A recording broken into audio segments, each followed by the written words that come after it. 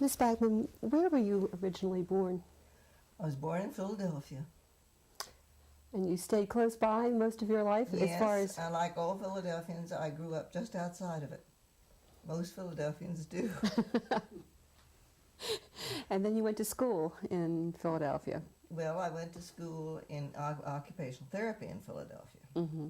And so that, in that sense, if you asked me where I came from, I would say Philadelphia. How did you first learn about the thing called occupational therapy? We had a course in history of art in school, and the instructor, Miss Gardner, taught at the Philadelphia School of Occupational Therapy, and interlarded between the history of art, you had occupational therapy.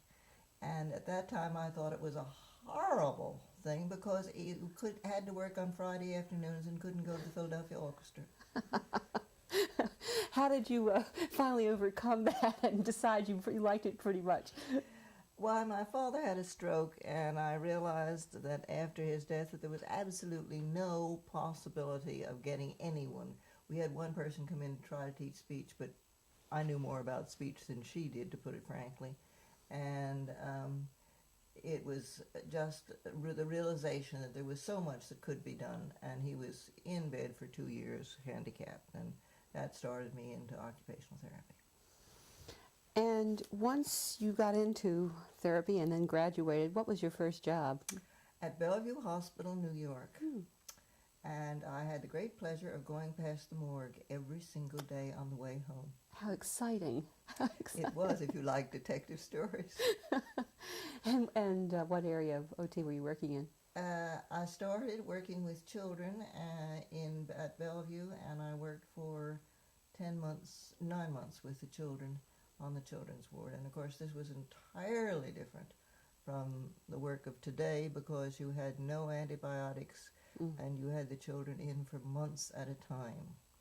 And it was an education to work with those youngsters, and I finally ended up by saying "oi" for everything I said to them, and then I said it in English. They understood you both ways? No, they only understood one. That kept me correct. I see. When you went to, how did you really begin your work with the association and the World Federation, because you have been involved in that through its beginnings? Well, in 1930, I came back to Philadelphia, and it has always been part of the Pennsylvania OT's Association's principles to put the youngest person they possibly couldn't get into the offices which they can't do any harm in. And I became program chairman, and that was in 1932, and by 1936 I was president.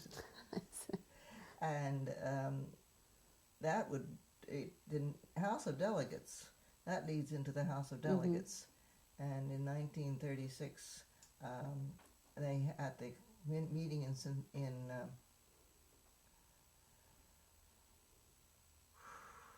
Cleveland, they called all the presidents together. There were 16 state presidents, and they called us all together, and it was proposed by Mrs. Slagle and Dr. Dunton and Mr. Elwood, who was vice president, that we should form again a House of Delegates. There was originally a House of Delegates that failed in the early days of the association, and we were to come back the next year with a plan.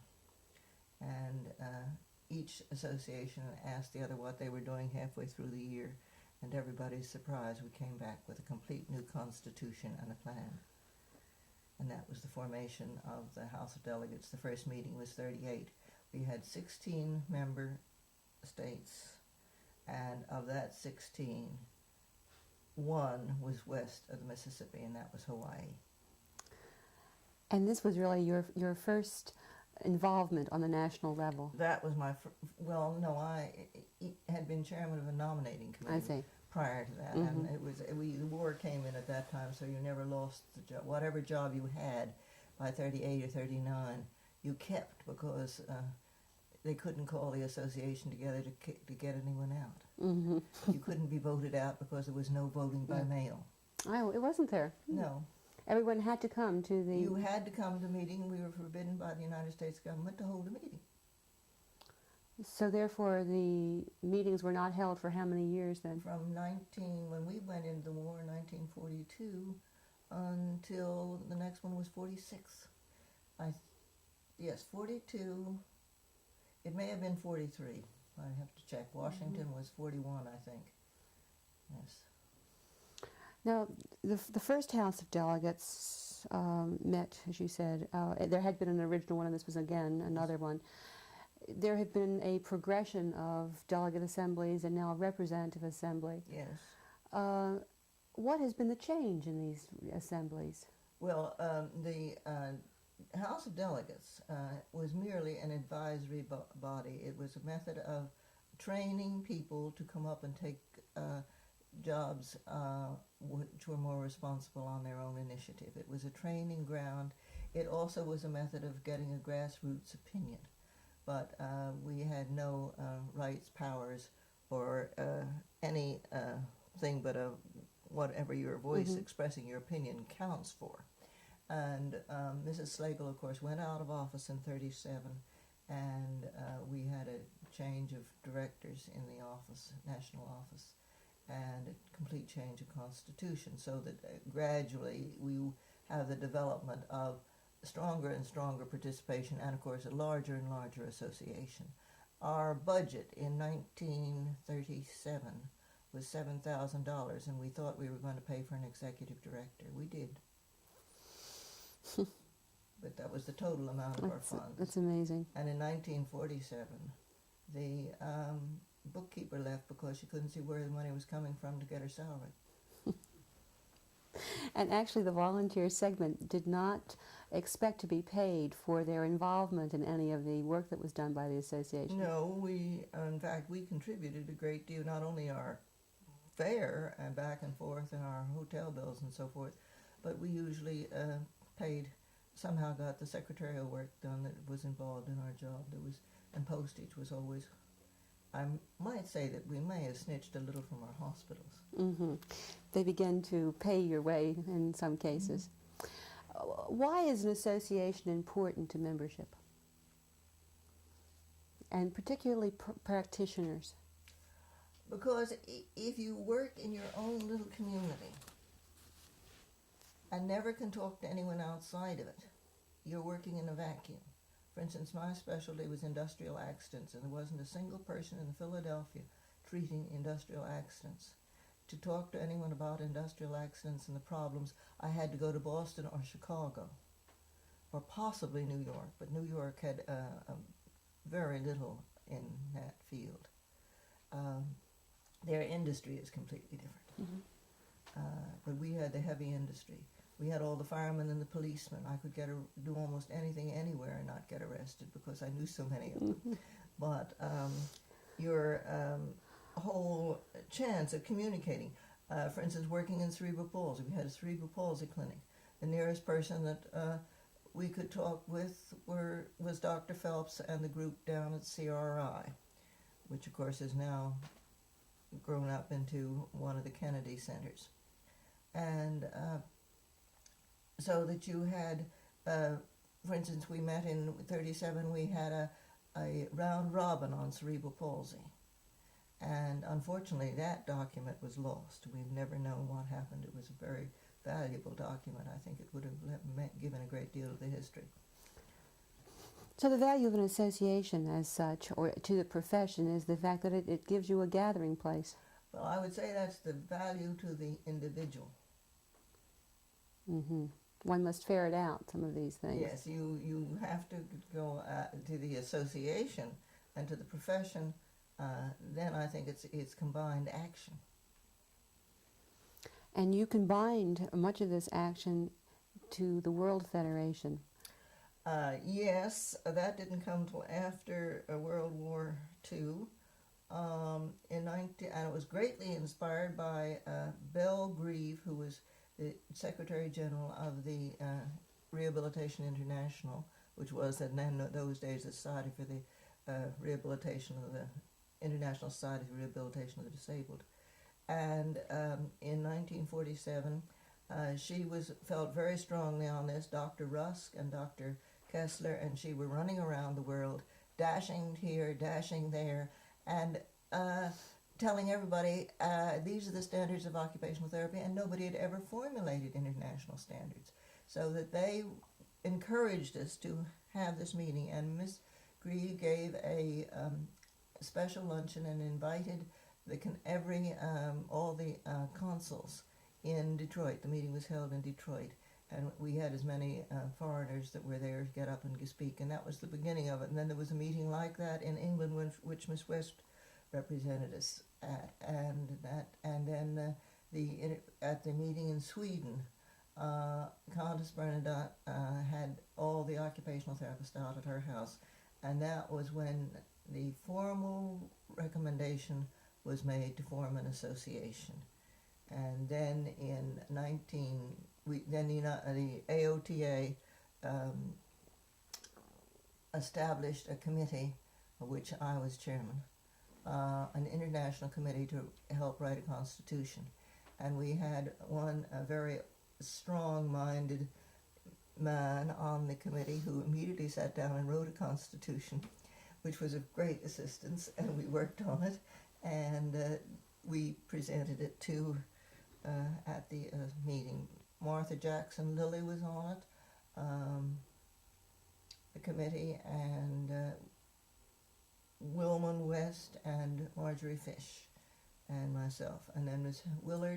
Helen Willard and I were appointed as delegate and alternate to go to the Preparatory Commission, which was held in Liverpool, England in 1952.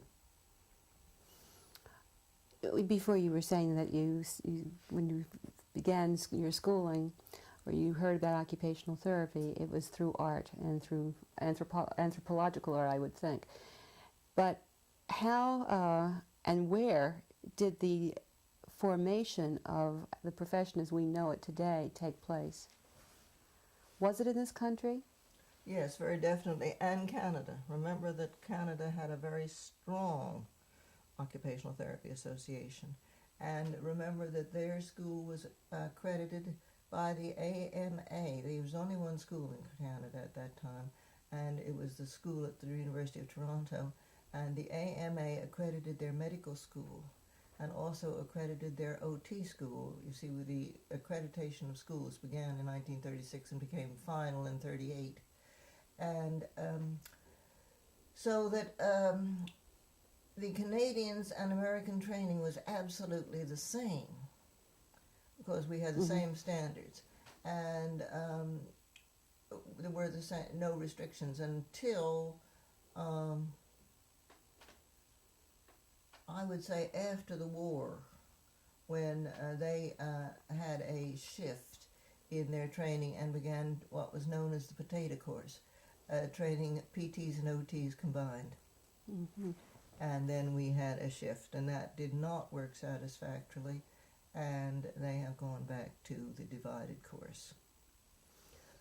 But the actual beginning of the profession was in this country as a profession, and Canada, Mm-hmm. and this is true as it spreads abroad. The Canadians went over to Scotland, and we went over to Great Britain, and then you have the other people coming from the different countries. Of course, by the time you get to the war, this is going further back, you get to the war, the first registered OT in Scotland was trained in the United States. As a matter of fact, the Philadelphia School, Miss Margaret Fulton, and Mrs. Owens, who was the head of the Dorset House School of Occupational Therapy until she got married. And in Britain in those days, if you married, you couldn't hold a job. She started the first school in Britain, or if it wasn't the first school, it was very shortly the first school. The London school I wouldn't be exactly sure, they're within 2 or 3 months of each other. how does the practice of therapy differ in the various countries today? Well, it depends upon the culture of the country.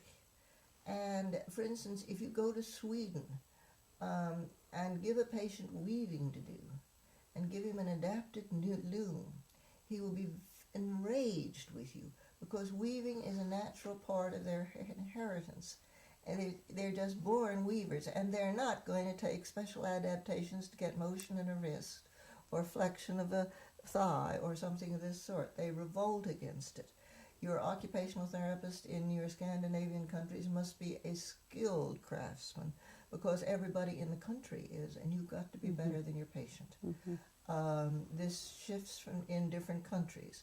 But I would say basically throughout your European countries, you have a very definite tendency to respect craft work. You must remember that the United States has imported most of its craftsmen and skilled workers, steel workers and so on, have imported them from abroad.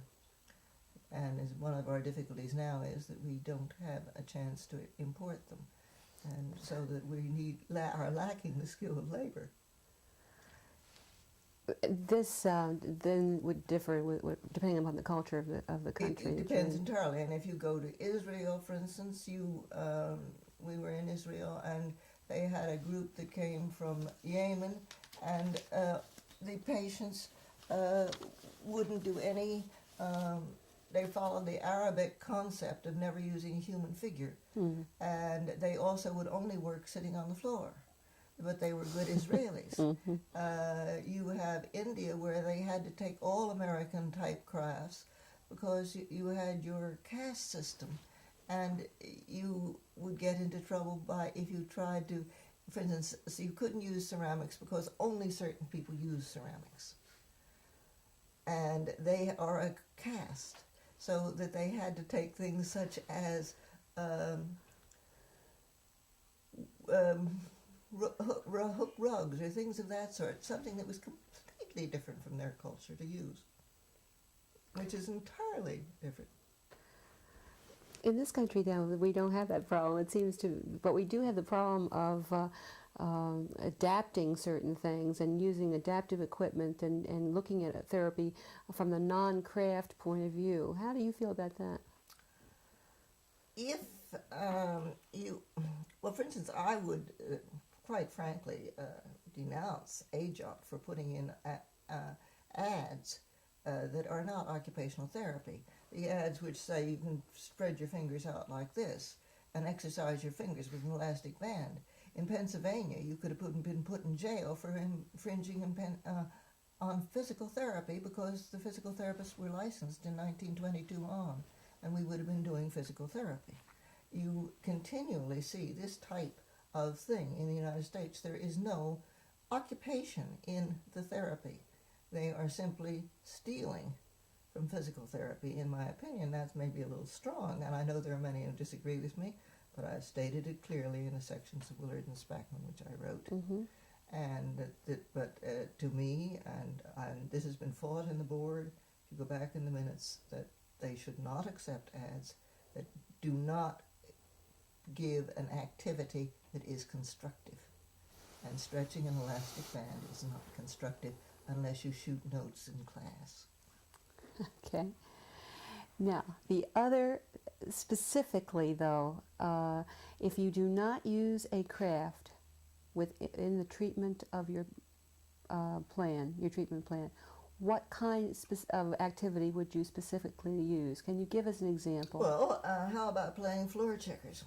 If you wanted to get strength in your quadriceps, put a checkerboard on the floor and have 5-pound or 10-pound checkers and have the patient squat down. How about playing shuffleboard with weighted shuffles, and you can the stick acts as a cane, helps your patient.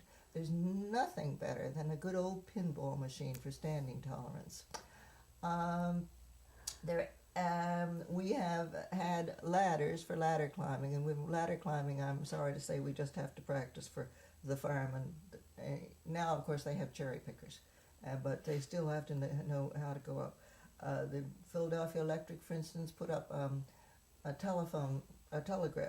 electric pole for us when we were at the curative workshop. because this was practice for the man's job. He had to be able to get up that wire and down again in a certain number of times. He had to go up that pole and be able to carry down and rescue a man that had gotten an electric shock.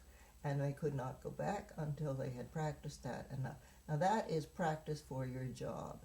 Now I probably am being quite unfair about that, because that to me is legitimate, though it's job training or job practice rather, though it's supervised by an occupational therapist. Needless to say, we weren't trained to climb the pole.